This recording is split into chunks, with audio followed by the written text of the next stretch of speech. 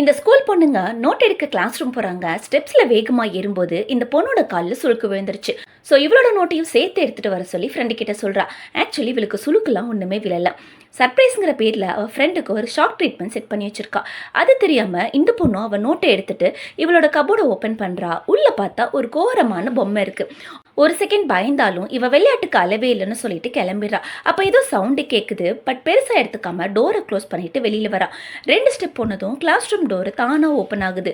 வித்தியாசமான சவுண்ட் வேற கேட்குது. திரும்பி பார்த்தா ஒரு ஸ்கூல் பொண்ணு ஒரு மாதிரி உடம்ப 360 டிகிரிக்கு வளைச்சு என்னமோ பண்ணுது. என்னடான்னு பார்த்தா பேய். பேய் இவளை துரத்துது. இவ ஓட அதை துரத்த இவ வேகமா ஓடி போய் ஸ்டெப்ஸ்ல இறங்குறா. இறங்குறா. ஒவ்வொரு வாட்டியும் அதே ஃப்ளோருக்கு தான் திரும்ப வரா.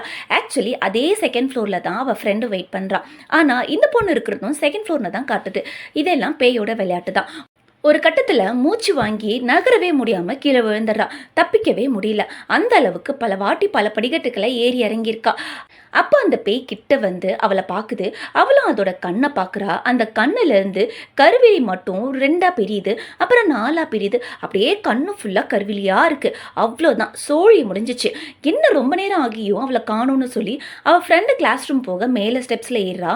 அதே டைமில் அந்த பேய் மேலேருந்து கீழே இறங்குது. ஆனால் இவளும் ஒன்றும் பண்ணாமல் கிளம்பிடுச்சு.